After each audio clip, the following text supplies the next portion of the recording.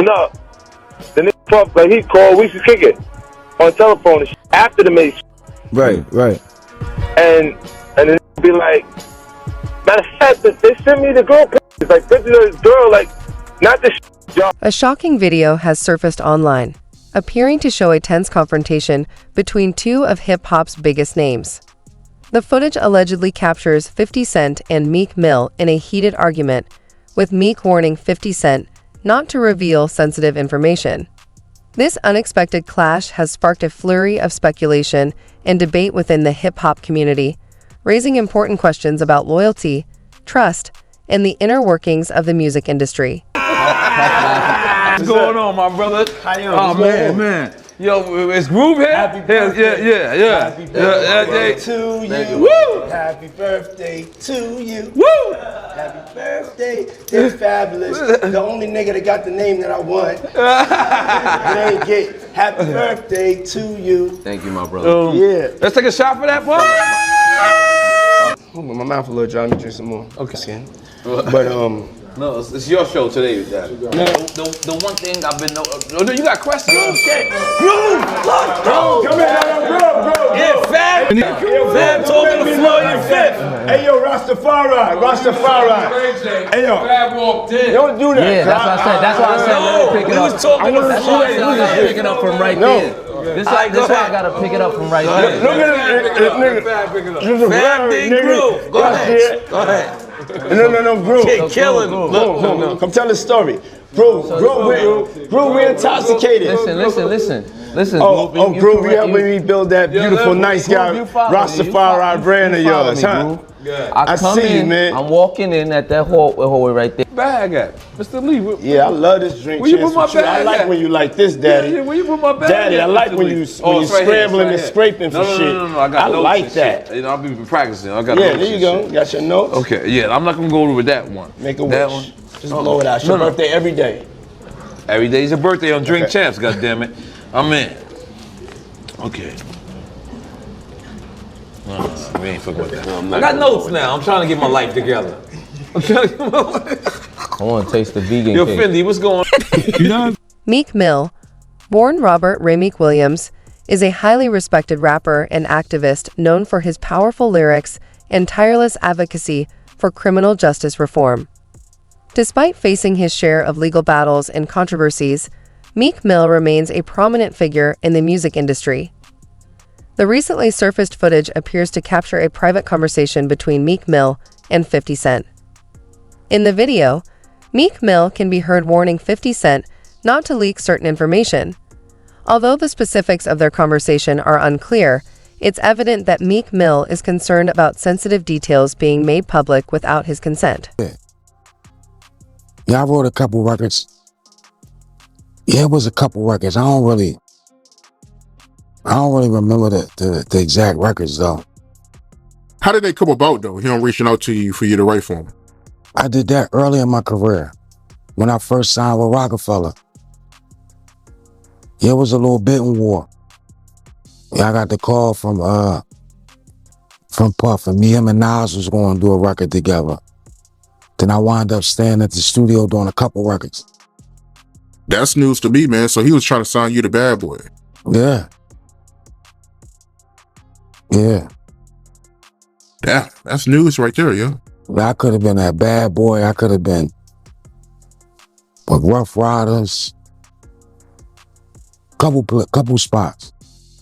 Why didn't you sign a Bad Boy? I was already committed to Rockefeller. I ain't signed no contract yet, but it was already done. When you look back in hindsight, do you regret it? Being signed to Rockefeller? Yeah. Hell no. No, I don't regret that at all. So when you look back at your career, knowing that you could have been at Bad Boy or Rough Riders, you still, you can go back, you would still sign. You listen to that question you just asked me. Bad Boy or Rough Riders? Maybe Rough Riders. But right now, in hindsight, looking at things, nah. Nah. Nah. I feel you, man. I feel you. But I gotta ask you, man. I gotta ask you this. How you feel about the situation Diddy going through right now? Man. It's wild. You know, y'all got that game pause. They stopped saying pause and now it's no Diddy. That's a bad joint. That's bad. Man, no Diddy. Have you ever been to his parties? Not one. Not one. Not one. Ever. Hey, yo. Hey, you heard about him though? Yeah. Yeah, you hear about them parties? Nah. That wasn't for me. No, sir. What you hear about him? Same thing everybody else heard about him. The leaked video has ignited a firestorm of speculation and rumors online. Fans and media outlets are abuzz with theories about the sensitive information Meek Mill is trying to protect. While some claim it's personal secrets, others believe it's related to the music industry. However, without concrete evidence, these claims remain purely speculative. Social media platforms have played a significant role in fueling the controversy. The video quickly went viral, racking up millions of views and sparking heated discussions among fans and industry insiders. Social media's immediacy and vast reach have made it a powerful tool for shaping public opinion. Both 50 Cent and Meek Mill have remained tight-lipped about the incident, neither confirming nor denying the authenticity of the footage. Instead, they've taken to social media to share cryptic messages and hints, further fueling speculation. Their silence has only intensified public curiosity, leaving fans eager for answers. To the Drink Champs interview when you was with Nori and Fab and Jada and everybody, they made a compilation video of you because they said you were sounding real suspect on the interview. Yeah. Did you see that? Of course, I didn't see it. Nah, I didn't see it. You didn't see it? I swear to God. Come on, man. You saw that on World Star and on the gram. Check this out. When they started playing the game, the pause game, I would definitely... That came from Harlem, too, by the way. Yeah, came from Harlem. I definitely would say some, oh my, ooh, the crowd would be like, whoa, did he just say that? You know what I'm saying? I don't play games, y'all know. You know what I'm saying? I'm a grown man. I don't play games. But, yeah. Did you compilation? Nah, I was coming off of being in Miami a night of party, and I don't really remember what I was saying. You know what I'm saying? Would you like a reminder? Yeah, sure. Play some. Hey, yo, listen, yo, I love it all. I love it all, man. I like when you like this, Daddy. Yeah, where you put my bag? Daddy, I like when you scrambling and scraping for shit. That was you. Scrambling. What? You said, I like when you do it like that, Daddy. When you scrambling and scraping for shit. Hey, man. He's like, I don't know what I was talking about. Hey. Nah. I mean, You don't go back and look at that stuff and laugh? I mean, it could be funny. I don't really be on it like that. Yeah, you know what I'm saying? Like I'm sure we can put Charlamagne's compilation against Diddy's compilation. We have a bunch. We put. Yeah. I mean, I also don't do it because I know I'm bad at the game. I know I say like reckless stuff out my mouth that's just not maybe adding up to with somebody who's homophobic, but I'm not homophobic and I really don't care. You know what I'm saying? But I'm bad at the game, and it's probably hilarious. I would love to see it. I would love to see the video compilation. It's hilarious. 50 came up here and he was giving you flack for the asking Fab the party. So he'll ask you to play the clip, man. Yeah, play the clip. Go ahead. Why won't you party with me for your birthday, man? We partied for my birthday before. You came to my party. No, but me and you ain't never really party. You know what I'm saying? I asked 50 about that, and he said you did the same thing to him. You asked him to take him shopping. Yeah, I thought he needed some clothes. What? I'm a nice guy. Yo, why are you and Fifth just? Hey yo, why y'all not? Hey yo, I don't have no beef with I don't know why. With Fifth. He loves me. He loves me. Do y'all really can't have see a it? beef? I mean, y'all can't see it. No, we can't see Y'all can't it, see man. that he loves me. But see, you really hold on. You really think that's hate? You really, when you really break it down, you've been out here a long time. You know he loves me. I don't think he like you. You know he loves me. I don't think he like you. Okay. But why? But why not? Y'all both passionate. Y'all both. I don't know. Yo, check this out. I don't know. Like I don't. both the same. No, we are not. Okay, we are not the same. But I mean, we are as not far as cut the way from the you same guys cloth. work and work hard. Yeah, and you know, I mean, I respect that. I don't never hit him with no, you know, nothing. I don't even think of no other man. Besides, if I'm thinking about another man, I'm thinking about uplifting. I'm not thinking about all that. All them gnats, you know, they can't really touch me. Y'all, at the end of the day, y'all see and y'all know what it is. You know, the track record. Y'all know the business acumen. Y'all know the community service. Y'all know what I'm about. You know, and when he does that, it's like funny to me. I don't really take it personal. I know he has a different sense of humor, and he's just not in my life. We don't have to never cross paths, and I will never say nothing negative about him, you know, because that's just not me. It feels like something must have happened though, like that we just don't know about behind the scenes. He loves me. That maybe a situation, a deal went bad. Nah, I don't know what it is. Sometimes people that feel like they don't like you and they act like that, they really love you.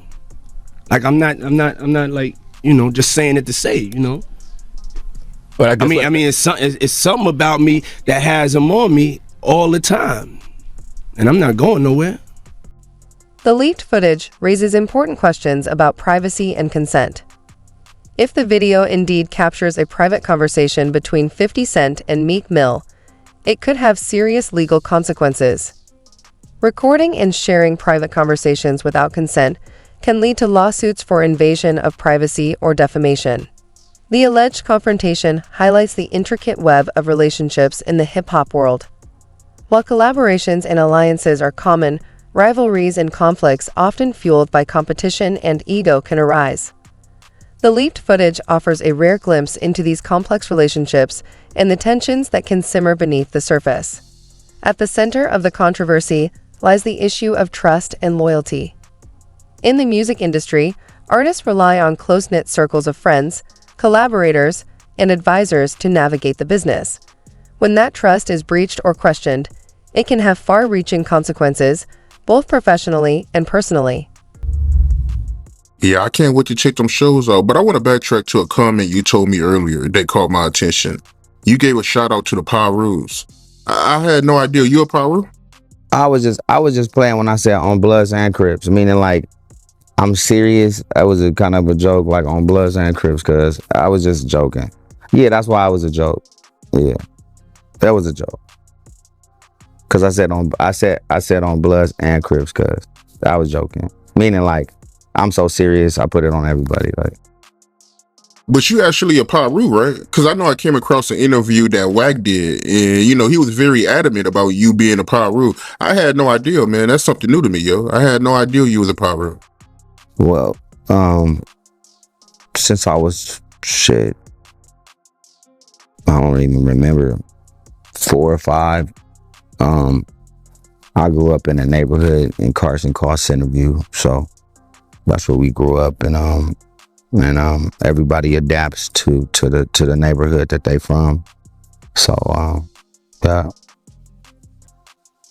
And now doing positive things with the gangs is crazy. Our new company, Gang Up, is a company that'll actually, I think, open up more opportunities than ever for every gang all over, with some of the stuff that we're gonna implement into this new campaign.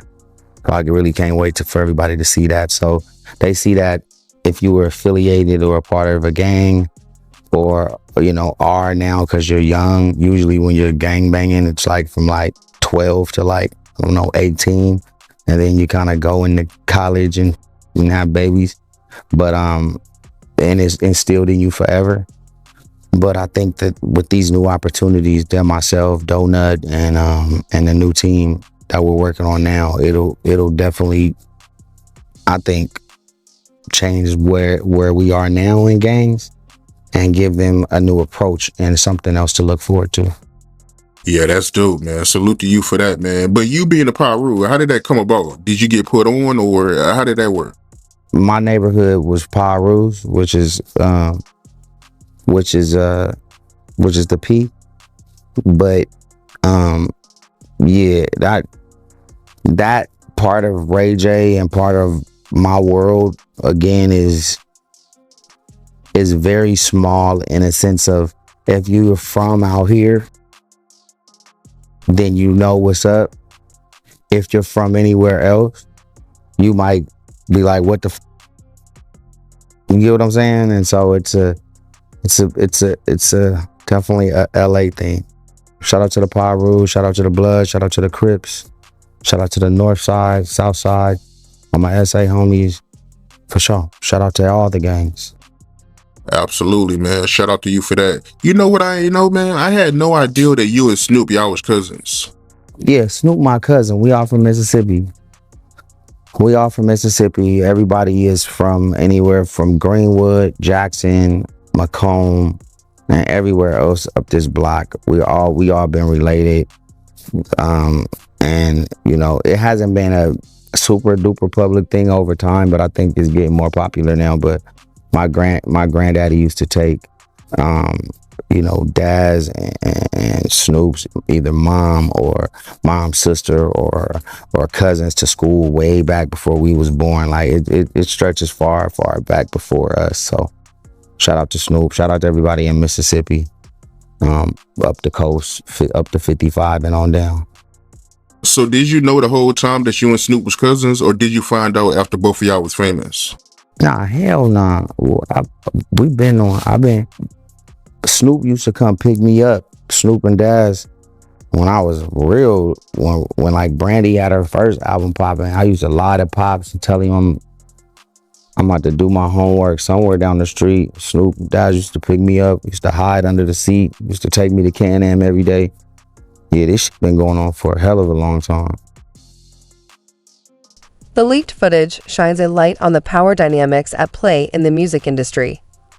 In a world where information is currency, having leverage can make or break an artist's success. Artists, managers, and executives carefully wield their influence to negotiate deals, resolve disputes, and gain a competitive edge. For artists like 50 Cent and Meek Mill, maintaining a positive public image is crucial. Controversies and scandals can damage reputations, alienate fans, and impact album sales, endorsements, and touring opportunities. In the aftermath of the leaked footage, both artists will likely work to control the narrative and protect their respective brands. How you feel about everything that's going on with Diddy right now? It's just not okay. And, you know, when somebody is around somebody and we're counting on them to be one of our leaders in a space that we're all trying to get to, that's not acceptable to do. And it's not okay. I mean, it might be forgivable in the sense of a spiritual realm of life, or forgive everybody, but it's unforgettable. And that's where you just draw the line on friendship and hanging out and supporting and being cool. It's like, niggas, it's done, you know, and that's it. Yeah, that video was out of pocket, man. It should never get to that point where you stumping a female, man. It's not okay, man. And it's not something that niggas can just take lightly, you know? Cannot do that. Not okay. Niggas is not cool. Period. You knowing Diddy personally, was you surprised when you seen that video? Heartbreaking. And shameful.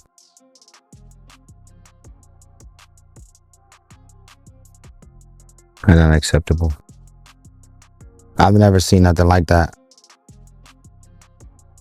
I've never seen nothing like that in the history of my life. So that's a new for me. I don't know what kind of demon you are, but you know, somebody need to motherfucking form an exorcism fast. Yeah, I feel you, man. I mean, I'm still in disbelief about what I seen. To see him kicking her like that, man. Yeah, that was crazy, man. There's no there's no place in that. And for somebody like me or anybody to say what I'm saying, they better not have had something like that happen. You get what I'm saying? Because now they even put their whole self at risk with being honest. You know what I'm saying? It's like people watch these reality shows and you see certain people arguing and shit get a little tense, right, on reality, but there's a certain level of where you don't go. You get what I'm saying? And this and that just do not go together. It just doesn't. You can't compare this of, you know, a back and forth verbal, whatever it is, in a sense of having a disagreement, right? And even getting too loud at this point is not even okay. But that is way on another page of somebody yelling or screaming. That's not humane. You think it's over for him? It's not about that. It's just about, you know, life in this industry goes on without certain people because their membership club is revoked. Their membership in the club is revoked. It's over. So you don't have room to make mistakes like that in the big club. You can't do that. You can't. It's inexcusable. What you mean by that when you say his membership is revoked? Meaning, if you threw a party tonight, the people on your invitation list, Fat Club, the people that throw a party tomorrow or a foundation for, be anything that has substance to it, right? It's no longer available for certain people to be invited to or welcome. As the dust settles, both artists and fans can learn from this experience. Artists must prioritize transparency, communication, and integrity to build trust and credibility. Fans, on the other hand, should approach celebrity gossip with caution, recognizing that things aren't always as they seem. The leaked footage has sparked conversations about hip-hop culture, reminding us of the drama and intrigue that often accompany the music industry. This incident adds another chapter to the ongoing narrative of hip-hop's evolution. The controversy raises important questions about trust, loyalty, and power dynamics.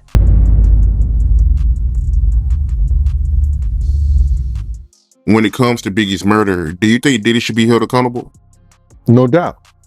I didn't think that way, you know, because I too was traumatized in a way, to be totally honest. When you pull somebody out the car and they done pissed and they done shit on themselves, and you know you got that dead weight in your hand, and you gotta sit down there and tell this man mother, you know, what you heard, what you saw, after this dude that lied to his mother. That's trauma, bro.